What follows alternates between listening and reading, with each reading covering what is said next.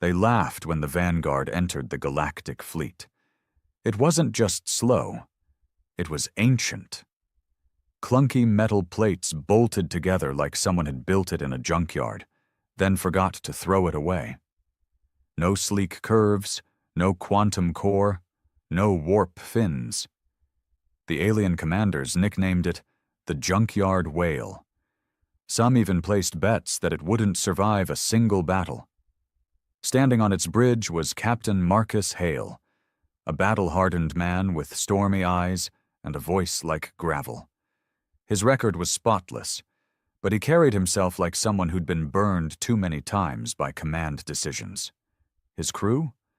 A chaotic mix of Earth's military outcasts, techs banned for unauthorized innovation, soldiers with disciplinary marks, and a combat pilot who still wore a leather jacket from the 20th century. The Vanguard was the Galactic Union's embarrassment, a slow, lumbering symbol of Earth's desperation to stay in the game. While the Valaks flew shimmering organic ships and the Elarathi rode vessels made of liquid crystal, Earth offered up this relic, fueled by a refurbished nuclear core and patched together with parts from freighters, mining rigs, and maybe a few washing machines. When the Urtek invasion hit, the Union barely acknowledged Earth's contribution. The Urtek weren't just hostile, they were abominations, machines spliced with meat, guided by a hive AI older than most known civilizations. They didn't invade, they consumed. Planets fell in hours, civilizations vanished in weeks. Still, the Union assigned the Vanguard to rear patrol, away from the real war, far from glory or danger, babysitting empty sectors while others died at the front. Hale didn't argue. He just looked at his XO, Lieutenant Rami, sharp as a scalpel, with a fuse as short as her temper, and said, "Let them laugh. We know what we've got." Because the Vanguard had secrets. She may have been slow, but she wasn't soft. Marcus Hale and his team had hollowed her out and rebuilt her with ancient brutality. Her armor was triple-layered titanium with reactive gel buffers. Her main guns were mass accelerators capable of cracking battle cruisers in half. No AI, no integrated neural systems. Everything analog. Dials, buttons, vacuum tubes. A walking relic, immune to digital corruption. The Urtek didn't see her coming because they couldn't. And buried deep in her belly, protected behind meters of lead and steel, was Earth's last hope. Project Cassandra. Not a weapon in the traditional sense. Something worse. Something that shouldn't exist, but did, because humans are good at building things they were never meant to control. The joke ended in blood when the first Union fleet got shredded in the Olin Belt. 500 ships, gone in 6 minutes. The Urtek didn't just destroy, they infected, hacked systems, turned fleets against themselves. But the Vanguard was dark to them, a ghost ship. No digital signature, no neural net, just silence and static. "New orders," Rami muttered, tossing a crumpled printout on Hale's console. "They're pulling everyone forward. We're officially on frontline support. I think they're desperate." Hale didn't blink. He stared at the empty stars and muttered, "Took them long enough."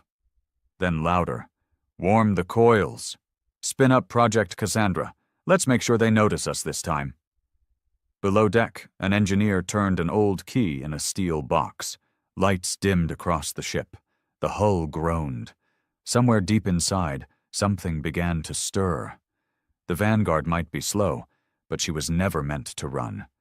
She was made for one thing, to be the last nightmare anyone would ever see. The stars flickered around the Vanguard, but inside everything was silent except for the low hum of old engines waking up. Every screw and bolt in the hull felt like it was shaking off centuries of dust.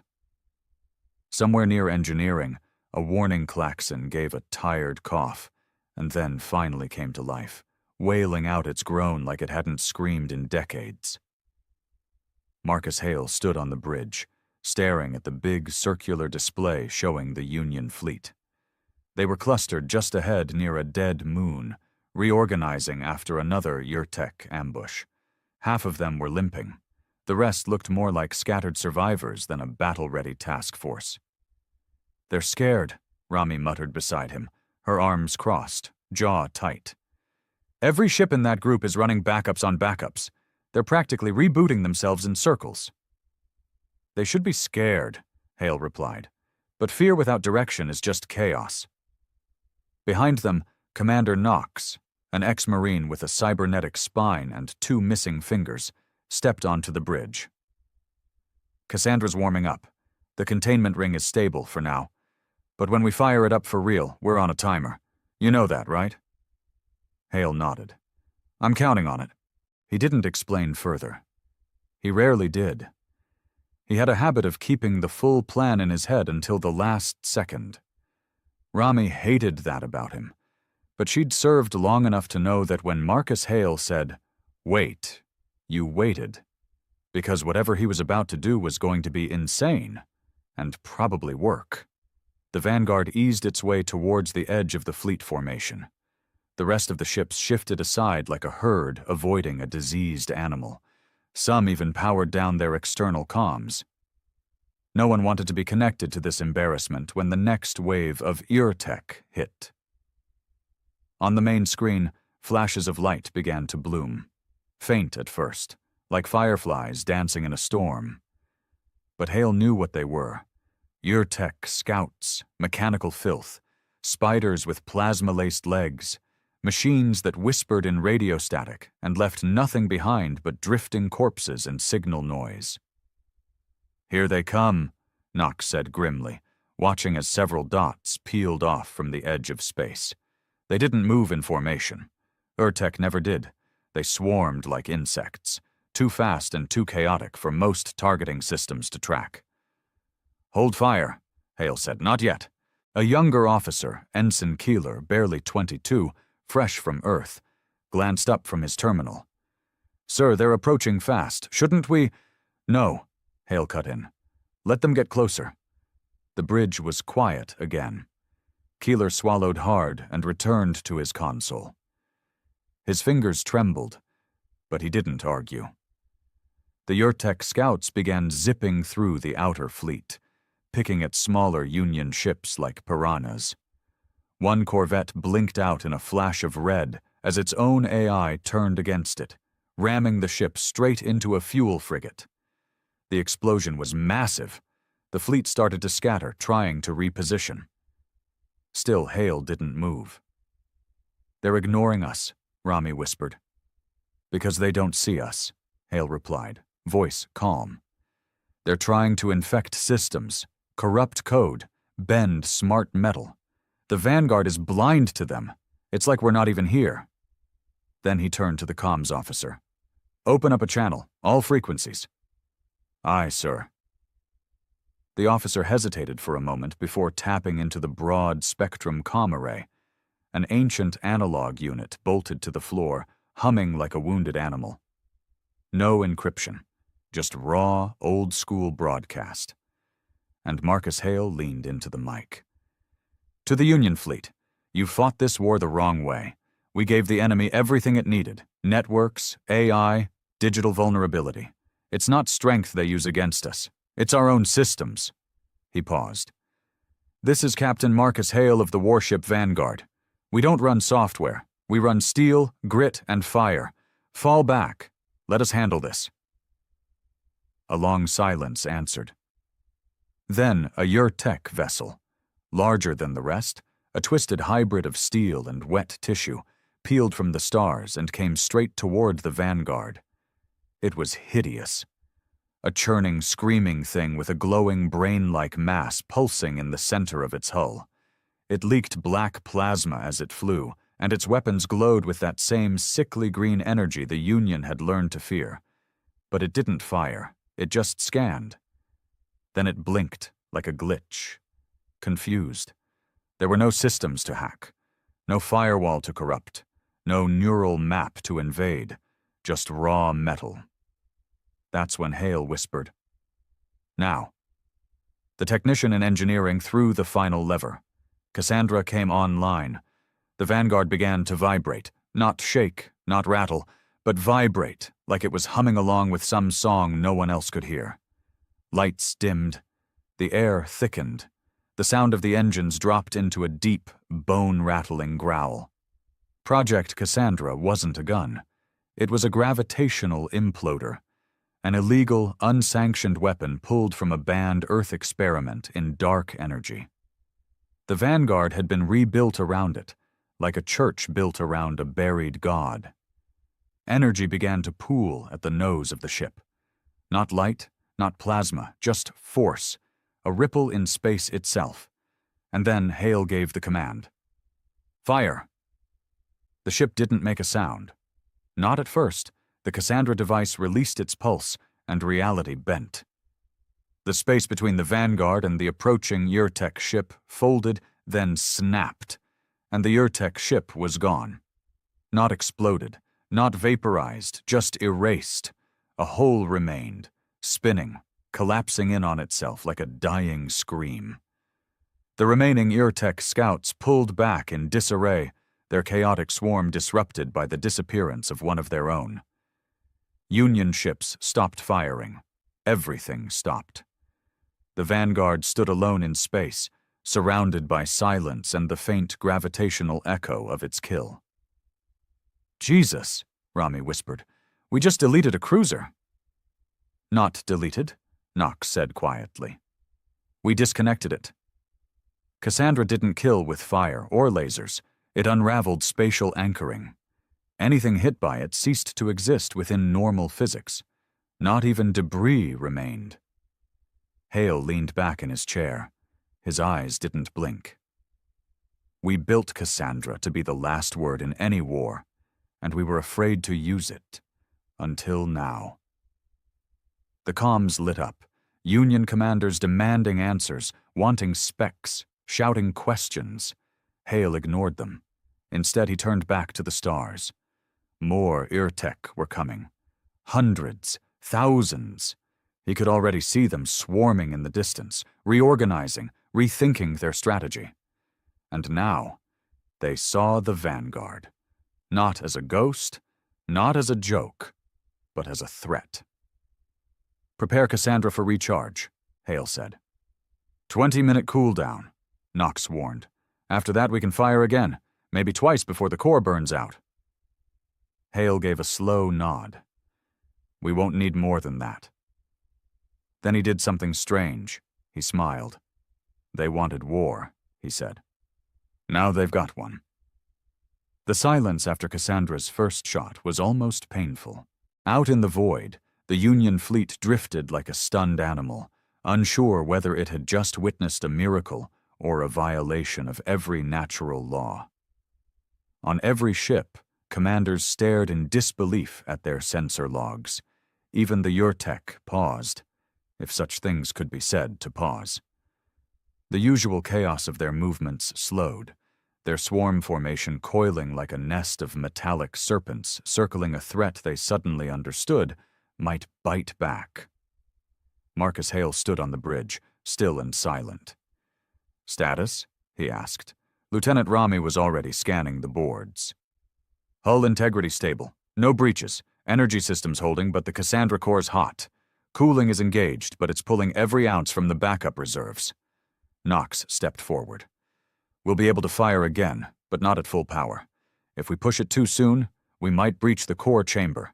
And if that happens, we won't be around to regret it," Hale finished flatly. The crew was tense but focused. There was no celebration, no cheering. They all understood what Cassandra represented. Not a victory, a warning, a line crossed that should never have been drawn in the first place. The tactical screen flickered. Dozens, no hundreds of Urtek vessels were accelerating toward them, breaking away from other battle groups like the rest of the war no longer mattered. The Vanguard had their full attention now. Keeler looked up from his console, pale-faced. "Sir, they're converging. A full cluster. Estimated 230 ships, and they're forming a wall. A containment pattern, Rami muttered. They want to surround us, isolate the threat. They think we're the virus now, Knox said, almost smiling. Hale's jaw clenched. Good. That means they're scared. He stepped closer to the display. The Vanguard was a single blip in the middle of a forming spiral of death. Most captains would have ordered a retreat, called for reinforcements, waited for a coordinated response from the Union. But Marcus Hale had never been most captains. Bring us into the mouth of their formation, he ordered. Direct path, full burn. Rami turned to him, blinking. You want to drive right into a 200-ship death swarm? Yes. Without Cassandra ready? Yes. There was a beat of silence. Then she turned back to her console without another word. She didn't agree, but she trusted him enough to obey. Keeler, Hale said, patch me into the fleet again. The ensign hesitated for only a second. You're live, sir. This is Captain Marcus Hale of the Vanguard. We're engaging the enemy swarm head-on. Don't try to stop us. Don't try to help. Stay back and protect your flanks. You're not built for this. He cut the channel before the inevitable shouting could come through. The ship began to lurch forward, its engines roaring like monsters from some ancient hell. The Vanguard wasn't fast, but it was unstoppable, like an avalanche or a funeral march, one that didn't care what lay in its path. Ahead, the Yurtek were moving with perfect, inhuman coordination. Ships of every shape and size, crab-like destroyers, spider frigates, snake-bodied carriers, folding around each other, building layers of firepower and interception grids. They weren't taking any chances. Hale stood in the middle of the bridge, silent as the enemy formation swallowed their view. His eyes were distant, locked not on the immediate threat, but on memory. A memory of Earth, of the labs that created Cassandra, of the warning labels stamped in red, unstable, unpredictable, unacceptable, of his brother screaming through a sealed window as the first prototype imploded a test chamber and half a mountain. Cassandra was a weapon of grief, a weapon of shame. And now, it was humanity's best hope. 2 minutes to breach point, Rami called out. Her voice was steady, but everyone could feel the tension under it. The crew braced for impact. Then the first wave hit. Yurtek fighters swarmed in from all sides. Unlike Union vessels, the Vanguard couldn't rely on automated defense grids or smart drones. Everything was manual. Every turret fired under human control. Every kill was earned. The gunners came alive. Turrets roared. Coils screamed. The air inside the ship grew hotter with every second, every discharge of kinetic rounds slamming out into the void like angry thunder. The old guns of Earth, polished and tuned to perfection, struck with precision that even AI targeting systems would envy. Fighter after fighter exploded into clouds of metal and gore. But there were too many. The Vanguard took hits. The ship groaned under the weight of the assault. Sparks flew across the bridge as a conduit blew overhead. Emergency lights flickered on. "Incoming on port hull," shouted Knox. "Brace for impact!" A Yurtek kamikaze drone slammed into the side of the ship. The explosion rocked the decks. For a moment, Hale saw stars through a crack in the ceiling plating. "Seal that breach!" he barked. "Reroute power from secondary comms to structural shielding!" "Done!" Rami shouted, fingers dancing across her controls. Despite the hits, the Vanguard pushed forward. Then, finally, the Cassandra system pinged green. "Core stabilized," Knox said. "We're ready." Hale gave no verbal order. He simply raised a single hand, a gesture, and the trigger was pulled. This time the effect was different. Instead of targeting one ship, Cassandra's field was spread, a low-yield, wide-range pulse, a ripple that warped gravity in a cone ahead of them. Not powerful enough to erase, but strong enough to break. Dozens of Urtek vessels suddenly buckled in space, their trajectories folding violently as spatial distortion tore into them. Several collided, unable to maneuver. Some vanished in bursts of green-black flame. A larger cruiser split in half, its spinal core unraveling like threads in water. The swarm broke. Chaos erupted among the Urtek ranks. Their perfect coordination shattered. Ships collided, others retreated. The wall collapsed. "Open us a lane," Hale growled, and the crew obeyed. The Vanguard cut through the disorganized enemy like a rusted axe through flesh. Gunfire never stopped. Not for a second. The entire bridge felt like a battlefield. No shields, just brute force. The Vanguard didn't look beautiful while it killed. It looked terrifying.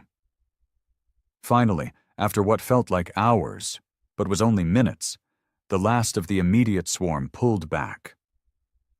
On the tactical screen, dozens of Union vessels began pushing forward, emboldened by the destruction Hale had carved through the enemy line. Fighters launched. Cruisers rallied. Humanity's broken backbone had straightened. They'd just seen a ghost ship become a monster. The bridge was a mess. Smoke curled in the air.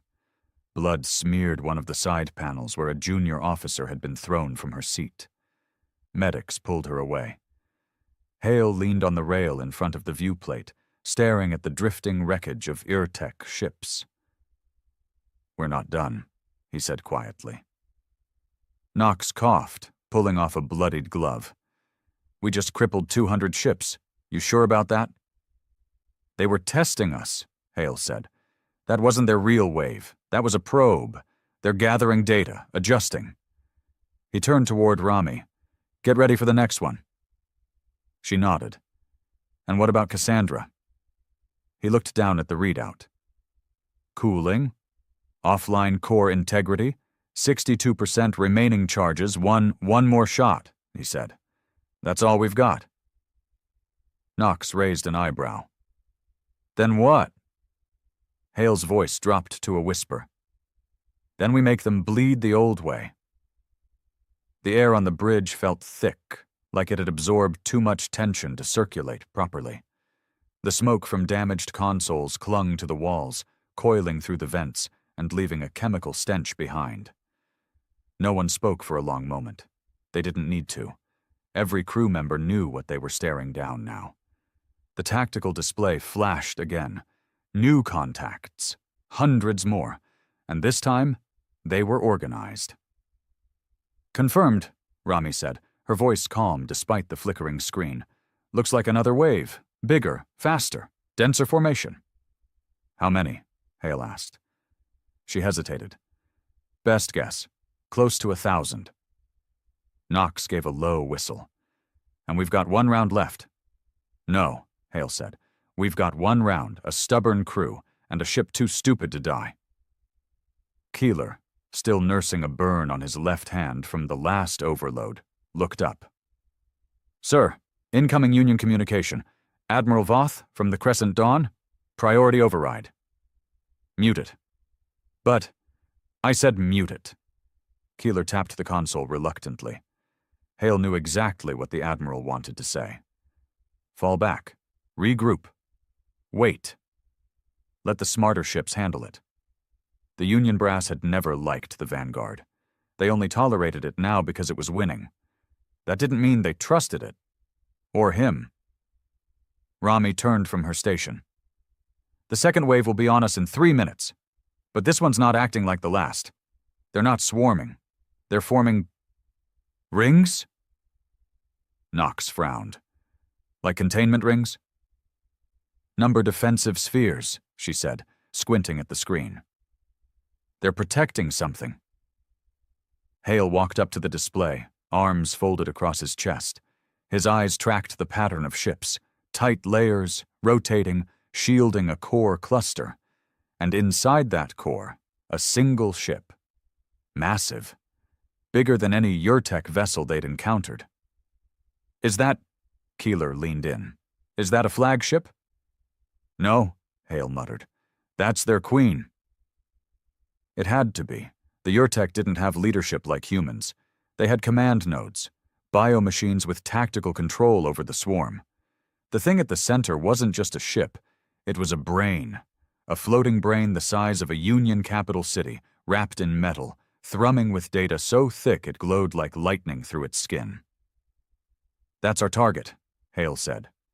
Knox looked at him like he'd lost his mind. You want to shoot Cassandra at that? It's surrounded by 1,000 ships. And that's exactly why we need to do it. Rami gave a slow nod.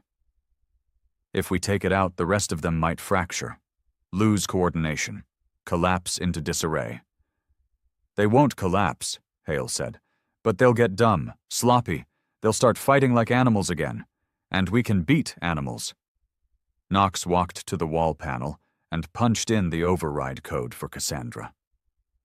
The display lit up with warnings. Final charge detected. Core stability, 58% system status, unpredictable. Recommend abort launch sequence.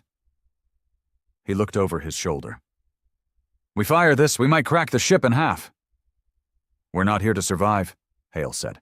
We're here to finish something Earth started. He tapped into the comms again, this time speaking directly to his crew, not the Union fleet. This is Captain Hale. We've got one shot left with Cassandra. One chance to take out the Urtek command node. We hit it, we break their hold on this sector. We miss, and we die. He let that sink in. We didn't build this ship to be fast. We didn't build it to be pretty. We built it to be angry.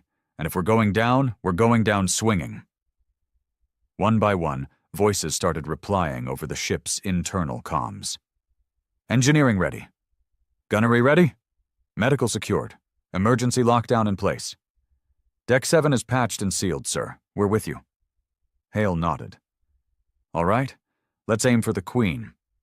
The Vanguard began moving again, slow and defiant. Every plate on its hull was scorched. A dozen sections were sealed by emergency bulkheads. 2 turrets had been reduced to melted slag, but it kept moving. The Urtek noticed. The defensive rings began to shift, adjusting as they realized the Vanguard was pushing forward. Some of the outer ships peeled away, trying to intercept. Targeting locked, Rami said. Queen node is within the Cassandra firing path in 80 seconds. Distance? 15 clicks and closing. Too far, Hale said. We need to get closer, get inside their shell. Knox looked at him. You want to thread the ship through 1,000 enemy vessels? Hale smiled without humor. Yeah, and if they don't like it, they can try and stop us. The next 60 seconds were hell. Urtek ships dove at them from every angle. The gunners on the Vanguard were relentless, mowing down anything within range, but the enemies kept coming. Explosions rocked the ship. Damage reports poured in. Hull breach on Deck 4. Fire in Reactor Sub-Bay 3. Portside comms completely offline. Still they moved forward, closer. Then, the command came. Fire Cassandra. Everything on the ship went dark. The lights flickered once, then died completely. Even emergency power blinked out. For a full 2 seconds, the Vanguard became a tomb drifting in silence. Then, the pulse released. No sound, just gravity screaming. The space between the Vanguard and the Queen node folded in on itself. Not a beam, not a blast. A collapse of dimensional tension that burst outward in a shockwave too unnatural for even physics to understand. It tore through the Urtek defenses like paper. Dozens of ships were caught in the spatial backlash, twisting, warping, their hulls stretching and snapping like rubber bands. The Queen node's shielding flared, pulsed once, and then buckled. Its core began to crack, like an egg under pressure. Biomechanical skin peeled back, fluids vented into space like arterial spray, electrical surges flared across its outer frame. Then, it imploded.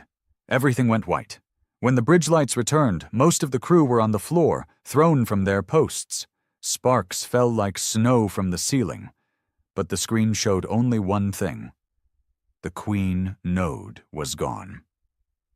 And the Urtek? They were scattering. Every ship in the swarm broke formation. Some fled, others drifted. Coordination was gone. Hale's gamble had worked. The Union fleet began to surge forward, pressing the advantage. 1,000 voices across space erupted in celebration. But the Vanguard had paid the price. "Status?" Hale asked, coughing. Knox helped Rami up. She had a cut over her eyebrow, but waved him off. "Cassandra is done," she said. "Melted straight through the core housing. The main reactor is unstable. If we don't shut it down manually, we lose the ship," Knox finished grimly. Hale didn't hesitate. "Evacuate." "What?" Rami blinked. "We can still hold her together." "You have 5 minutes," Hale snapped. "Get the crew to the escape pods. That's an order." "What about you?" Keeler asked. Hale looked out at the wreckage of the Queen node. "I've got unfinished business in engineering." Rami stepped forward, voice low. "You don't need to die for this." Hale met her eyes.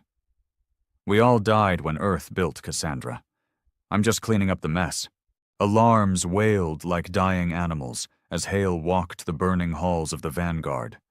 Every step echoed with the sound of groaning metal, gas vents hissing, and electrical arcs snapping like tiny whips in the smoke-choked corridors. The ship was coming apart, not from enemy fire, but from within. The last blast from Cassandra had been too much.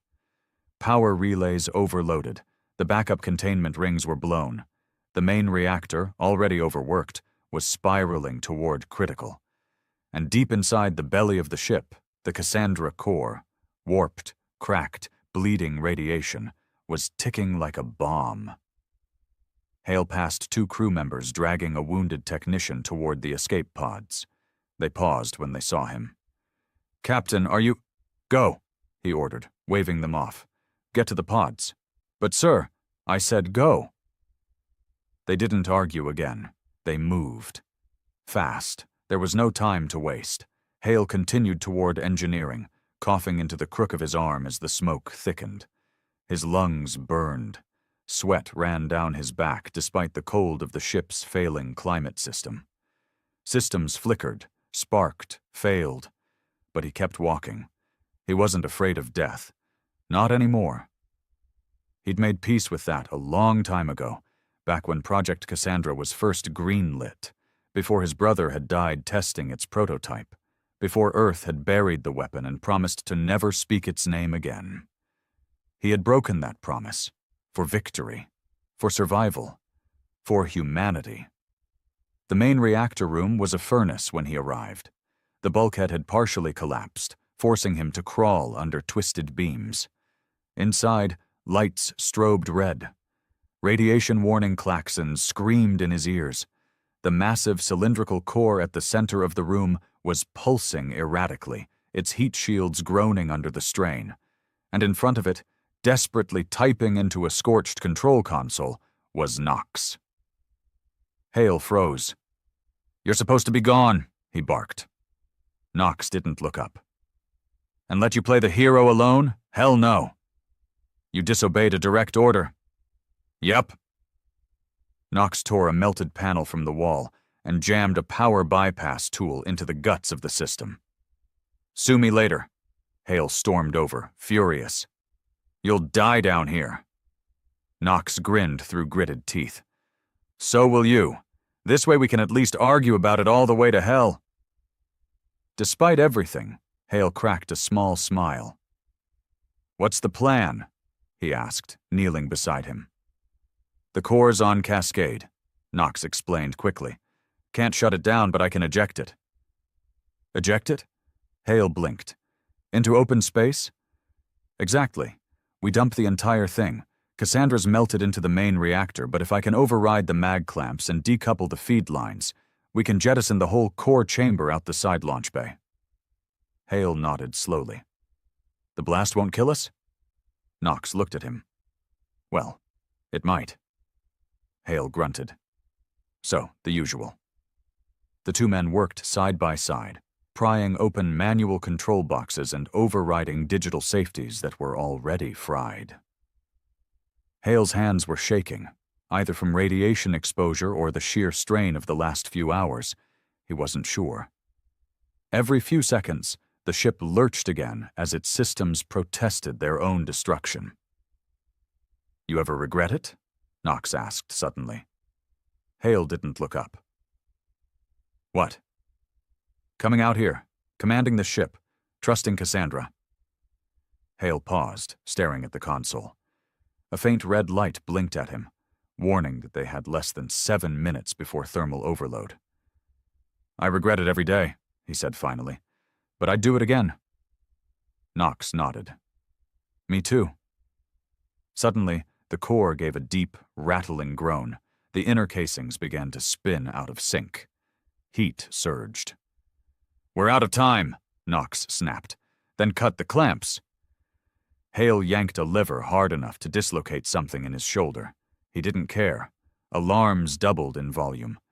A huge crash echoed as the magnetic seals around the core deactivated, one by one. Knox slammed his fist into a manual eject switch, forcing it to move. Metal screamed. The deck shook violently. Then, with a sound like a deep exhale, the core detached. There was a moment of silence, and then a violent jolt as the launch bay behind the core fired the chamber out into space, one final burial for the weapon they should never have unleashed. The core floated for a second, glowing like a dying star. Then it detonated. From the bridge and across the fleet, they would later describe it as a second sunrise, a silent, blinding ball of white-blue fire that lit up the wreckage of the battlefield. Every ship turned their sensors to the explosion, certain the Vanguard had gone with it. But when the light faded, the Vanguard was still there. Crippled, scarred, half dead, but alive. Barely. Inside engineering, Hale and Knox were thrown against a wall by the shockwave. A pipe burst above them, pouring coolant onto the deck. Flames danced across the floor. The heat was unbearable. "Now that was a send-off," Knox muttered, coughing blood into his hand. Hale looked up, seeing only flickering lights and smoke. "Status?" he croaked. Knox glanced at the one working screen. "We're stable. No chain reaction. Core's gone. Ship's crippled. But she's still breathing." Hale sagged against the wall, laughter bubbling up despite the pain in his ribs. "We did it," he whispered. A soft buzz came from his earpiece, somehow still functioning. "Ain, repeat, Vanguard. This is Admiral Voth of the Crescent Dawn. Come in. Is anyone alive aboard that ship?" Hale tapped the comm. "This is Captain Hale," he rasped. "Still here, barely." "Good God," came Voth's voice, half awe, half disbelief. "We saw the blast. Thought you were gone. We're moving to retrieve survivors now." "Copy that," Hale said. "But bring medical. A lot of medical." There was a long pause on the line. "You destroyed their queen node," Voth said finally. "The swarm's in full retreat. The tide just turned because of you." Hale looked around the ruined engineering deck. The body count, the blood, the scars on the walls. "No," he said quietly. "It turned because of them. The crew. All I did was point the ship in the right direction." The comms clicked off. The signal was weak, but enough to confirm rescue ships were en route. Knox slumped beside him. "So, what now?" Hale closed his eyes, listening to the silence. The ship was quiet now, wounded, resting. "Now we let the Union take the credit," he muttered. "They'll rebuild, hand out medals, rewrite history. And us? We disappear. Fade back into myth." Knox nodded slowly. "Just the way you like it." Above them, emergency power flickered to life. Barely. Enough to power life support. The Vanguard, the ship they all mocked, the slow relic, the cursed machine, had become a symbol. Not of perfection, but of persistence, of raw, angry survival. Marcus Hale sat back against the wall and waited for the medics to come. He didn't know what would happen next, if they'd rebuild the ship or bury it. But he knew one thing. The galaxy would never laugh at Earth again. Not after this. Not after her. 3 days later, Marcus Hale awoke in a sterile med bay aboard the Crescent Dawn. White lights, cold sheets, the faint hiss of oxygen systems, and the occasional chirp of a monitoring device filled the room. It was all too clean, too pristine. Nothing like the familiar chaos and grime of the Vanguard. His left arm was bound in a regeneration sleeve. His ribs were taped. There was dried blood in his beard. His whole body ached like it had been chewed up and spit out by a star. But he was alive. Barely.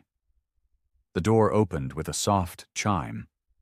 A figure stepped inside, tall, elegant in her uniform, and carrying a datapad like a sword.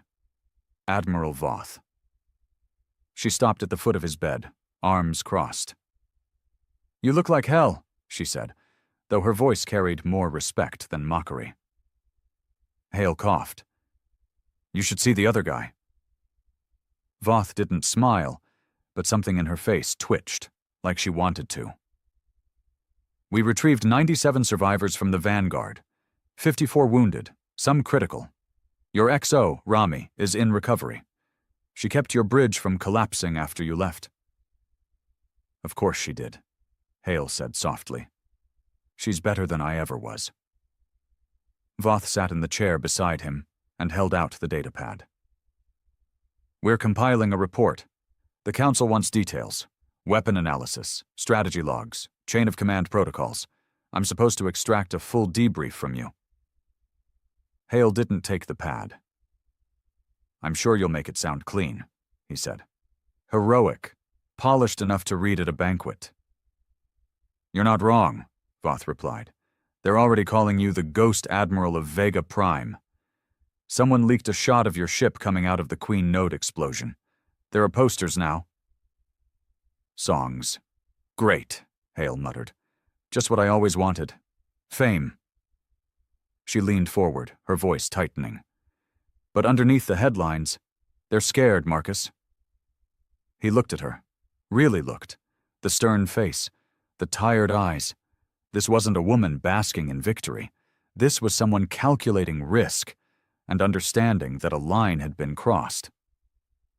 "Cassandra was never approved," she continued. "It was banned for a reason. You revived it, deployed it, and weaponized it against a species no one has ever fully understood. That terrifies them." "Good," Hale said. She blinked. "Excuse me?" "They should be terrified," he said, voice steady now. "We begged for help when Earth was struggling. We asked for scraps. No one answered, so we built our own monster. They laughed when we sent the Vanguard, called her a coffin with engines." He leaned closer, eyes hard.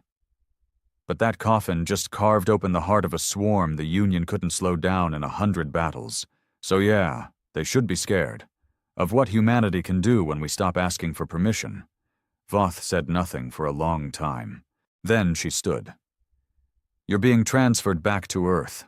High Command wants you debriefed personally, and probably buried, figuratively. Or maybe not." Hale raised an eyebrow. "I thought I was the hero of Vega Prime." "You were," she said, "but heroes are dangerous when they don't play by the rules." He watched her go, the soft swish of the door sealing her exit. Heroes are dangerous. He already knew that. That's why he'd kept Cassandra hidden all those years. That's why he'd taken the Vanguard in the first place. Not because it was the best ship, but because it was the only one they'd let him disappear inside. And now, they wanted to make him disappear again. 2 days later, he was escorted to a secure transport shuttle by 2 quiet Union officers. No conversation, no fanfare. Just cold metal halls, a tight-lipped pilot, and a seat by a sealed window.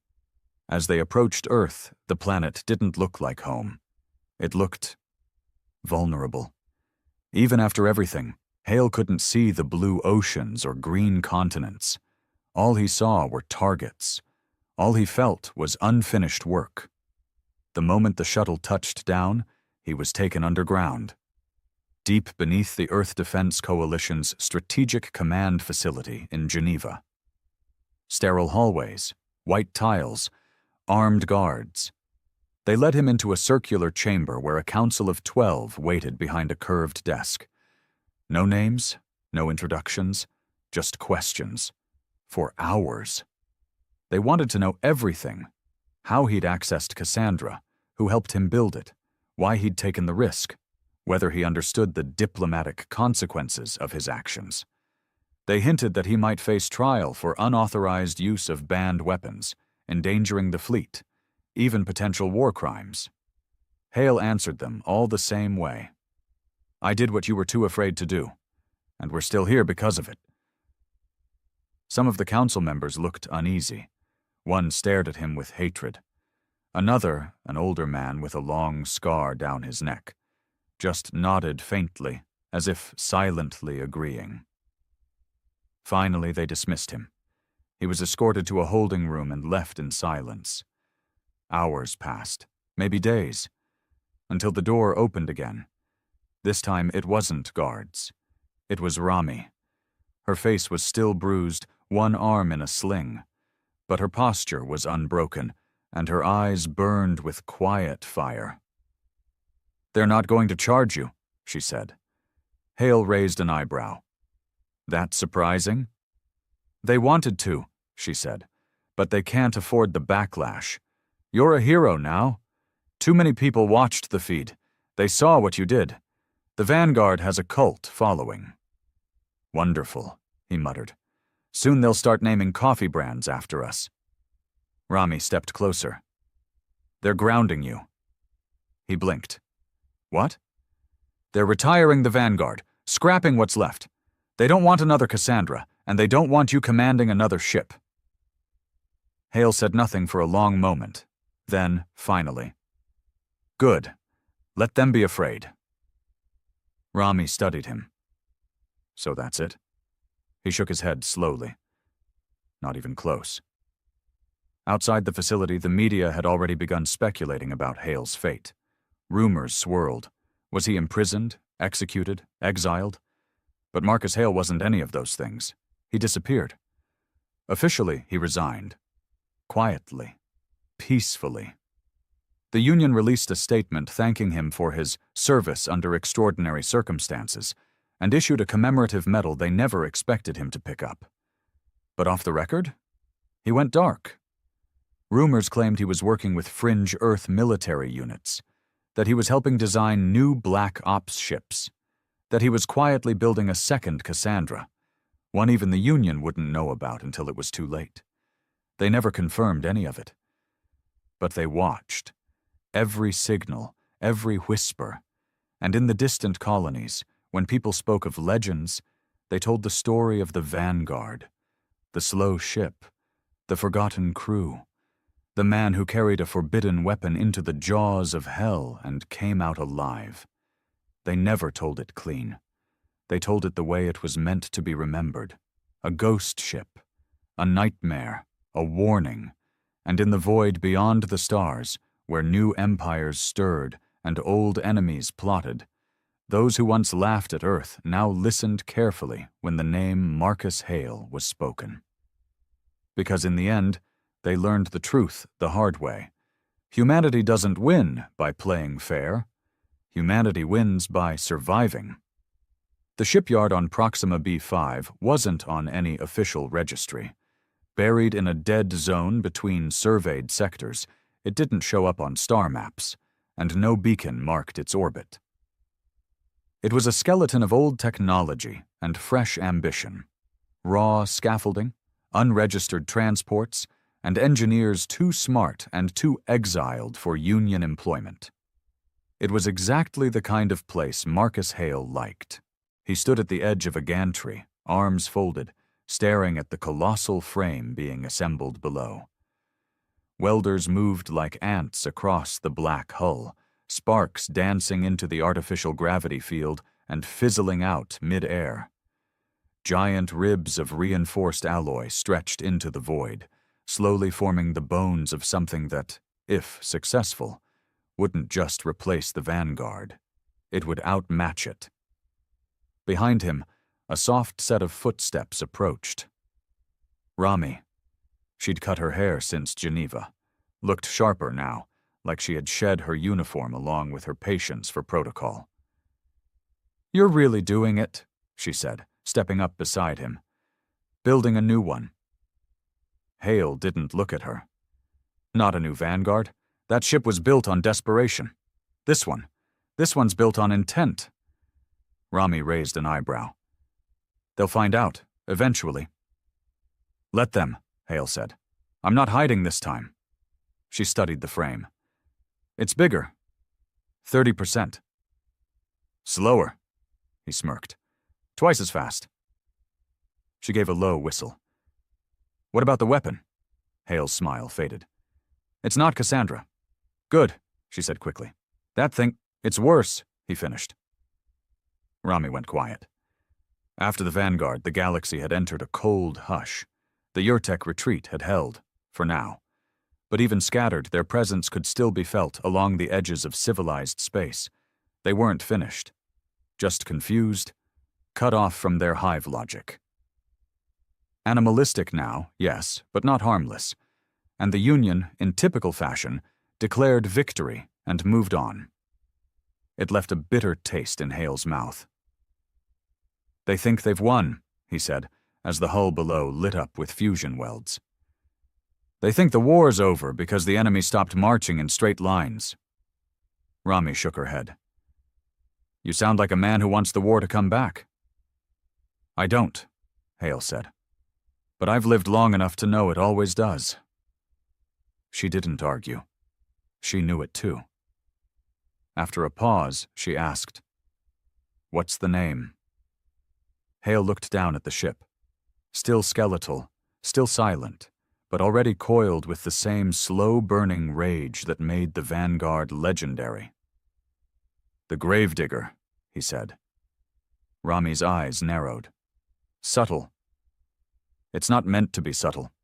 He turned to her. "I'm not building another shield. I'm building a blade, one that cuts before they even realize they're bleeding." Rami crossed her arms. "And the Union?" "They'll come looking," Hale admitted. "Eventually.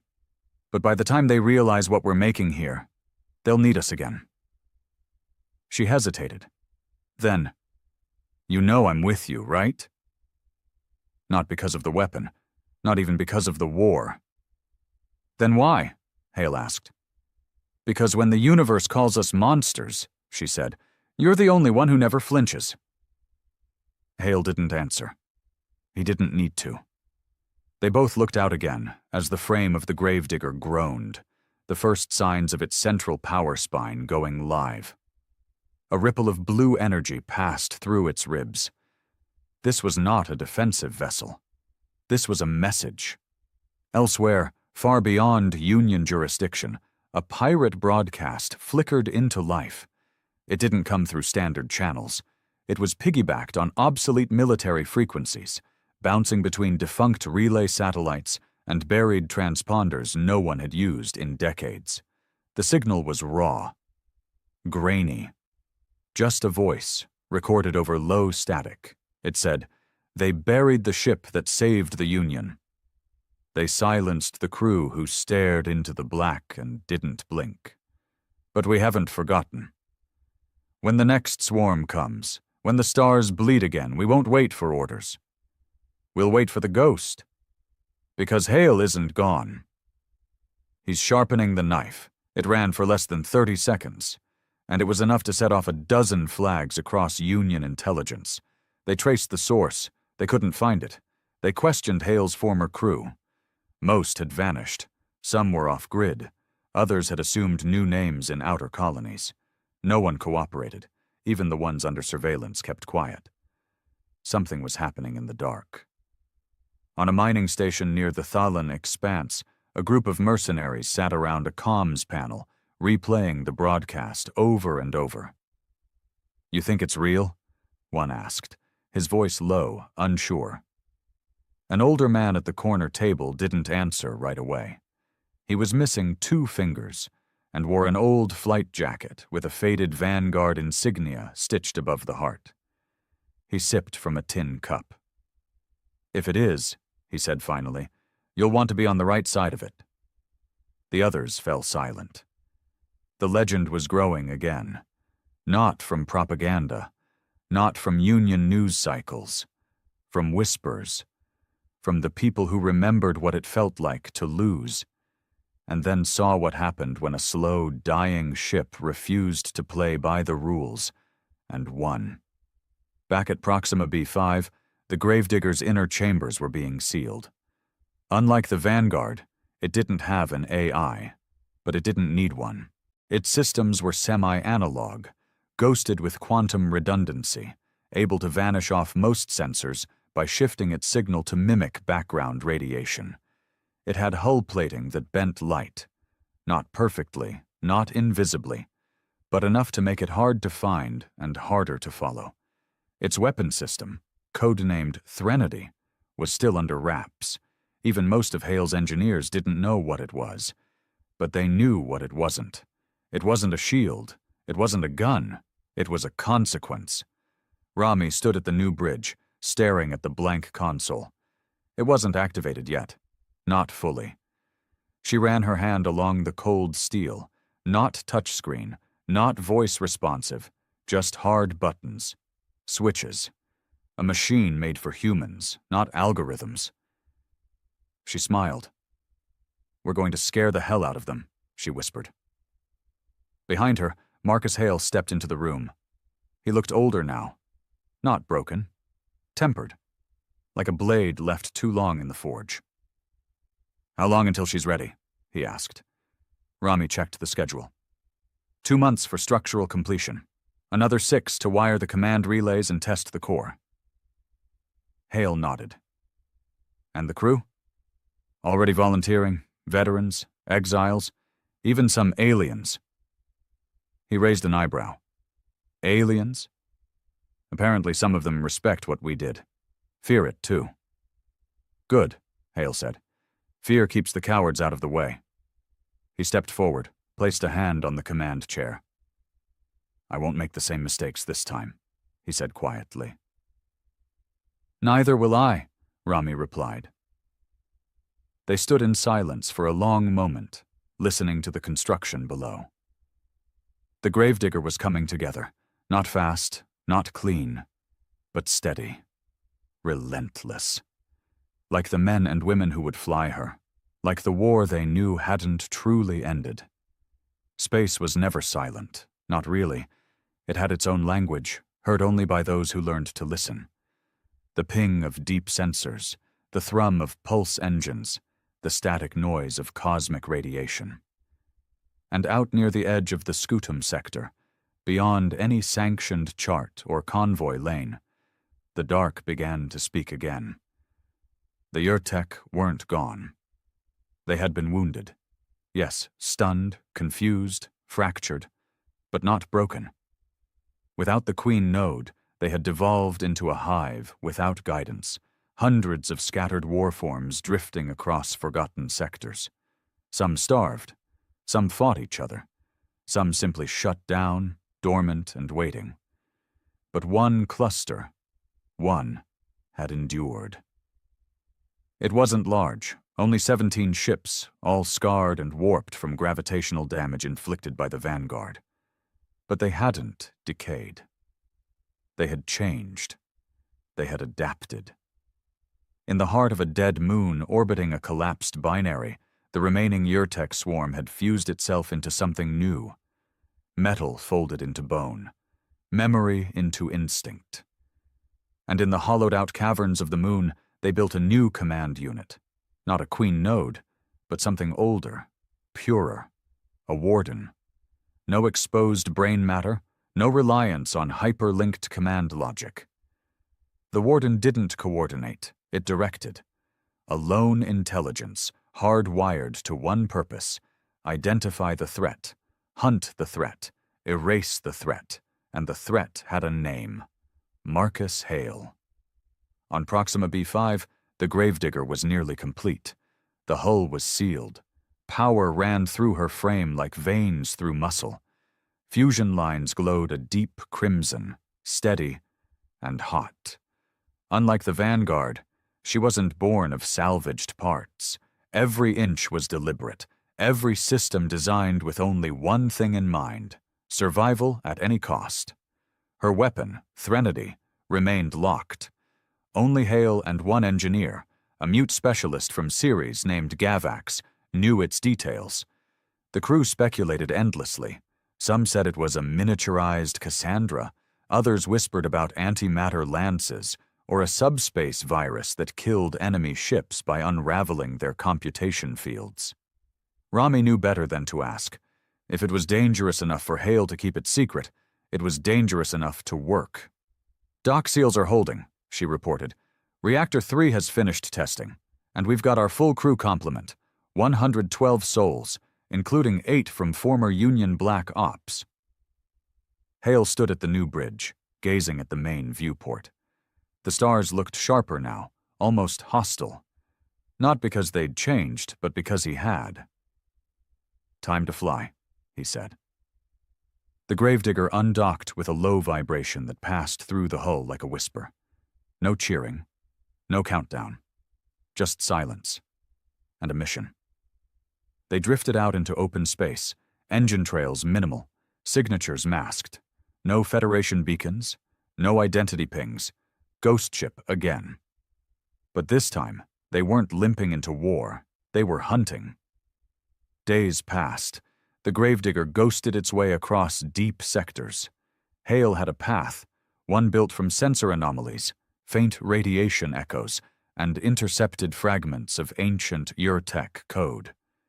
It was like chasing the shadow of a monster that no longer bled, but still left footprints in the sand.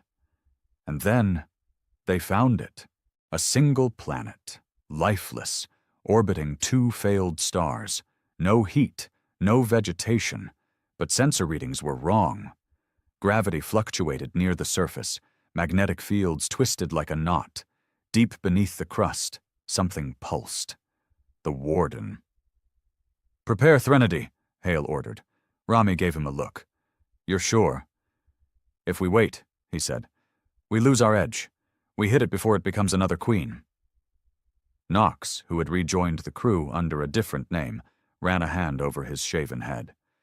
"This isn't like Vega Prime. That was a swarm. This feels like something worse." Hale looked at them all. "Then we bury it before it hatches." The gravedigger descended into orbit, silent and unseen. Threnodi's targeting core was activated. And for the first time since its construction, the crew saw what it really was. Not a beam, not a cannon. It was a dimensional inversion lattice, a weapon that collapsed possibility into reality. Where Cassandra had erased matter by destabilizing gravity, Threnody reached into adjacent timelines and imported entropy. In simpler terms, it killed things by forcing them to suffer every death they could possibly have at once. It didn't just break ships, it unwrote futures. "Target locked," Gavax signed silently at Hale. Rami gave one final nod. "You're the captain," Hale whispered. "Fire." Threnody released nothing. There was no sound, no glow, not even a tremor. But deep on the dead planet, the caverns where the Warden pulsed, where 17 hybrid Urtech ships lay fused together, began to shake. Metal screamed. The AI howled. Every possible malfunction, every flaw, every theoretical vulnerability hit at once. Circuits cooked, code degraded, control systems ran simultaneous paradox loops. And in one final, impossible moment, the Warden became nothing. Not debris, not wreckage, just absence.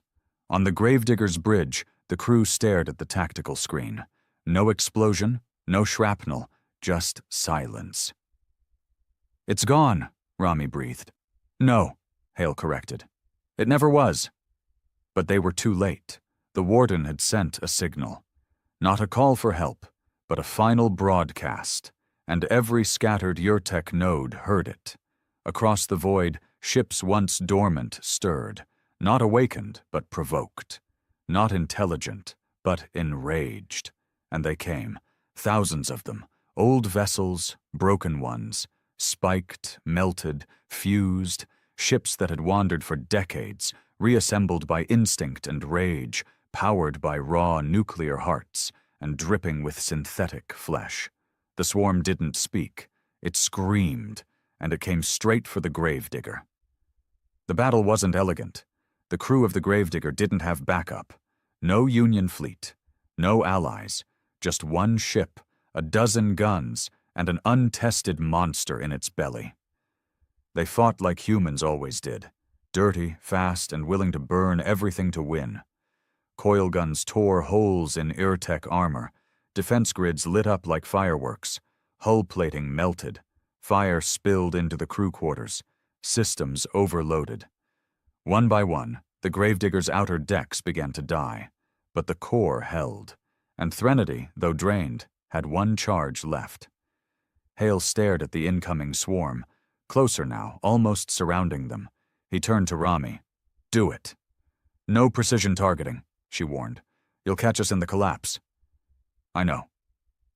He turned to the crew, many of them bloodied, some missing limbs, all still standing. "Thank you," he said. Then he gripped the override lever and pulled. The last charge of Threnody detonated at point-blank range. Every Yurtek ship within 10 kilometers ceased.